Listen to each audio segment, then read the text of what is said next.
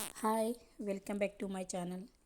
ఈరోజు నేను పుదీనా meant leaf and parsley chutney చేశాను.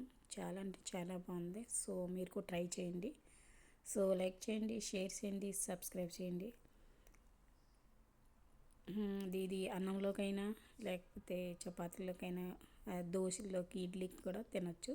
చాలా అంటే చాలా బాగుంది. Very very tasty.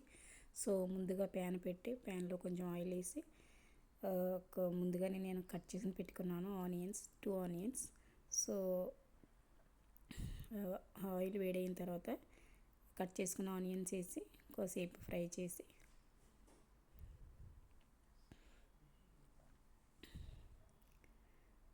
ఇది ఇడ్లీ దోశలో కూడా తినొచ్చు. చాలా అంటే చాలా టేస్టీగా ఉంటుంది.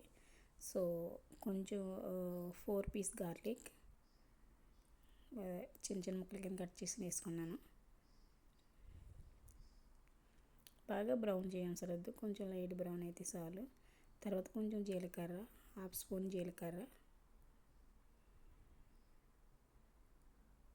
తర్వాత నేను ఒక పెద్ద టమాటా కట్ చేసి పెట్టుకున్నాను.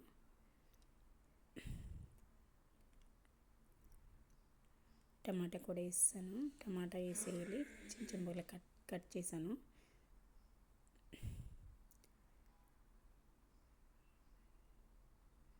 తర్వాత మనం కొంచెం ఫ్రై చేసుకుని కొంచెం టేస్ట్కి సరిపడా సాల్ట్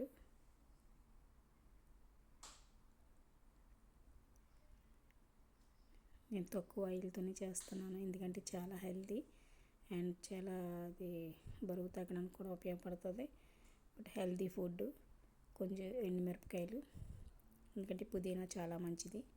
సో పార్స్లీ కూడా చాలా మంచిది. సేమ్ కొత్తిమీరలా ఉంటుంది. అది చాలా టేస్టీ అండ్ ఆరోగ్యానికి చాలా మంచిది. మళ్ళీ మన green leaves is very good for health. So కొంచెం చింతపండు వేసాను, ఇమ్లీ కొద్దిగా.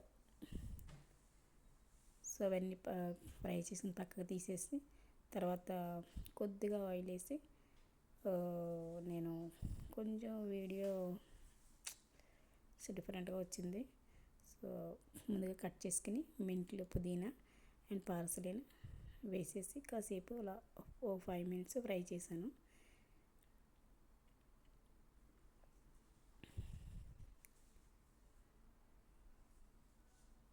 కాసేపు ఫ్రై చేసుకుని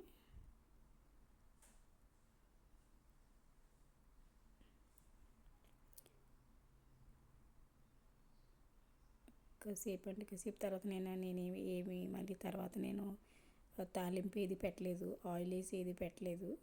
సో ఎందుకంటే ఆయిల్ ఎలాగో ఉంది కాబట్టి నేను మళ్ళీ ఇంకా పెట్టలేదు. మీరు కావాలంటే పోపు పెట్టుకోవచ్చు. నేనైతే పోపు పెట్టలేదు. బాయ్ ఫ్రెండ్స్, లైక్ చేయండి, షేర్ చేయండి, సబ్స్క్రైబ్ చేయండి.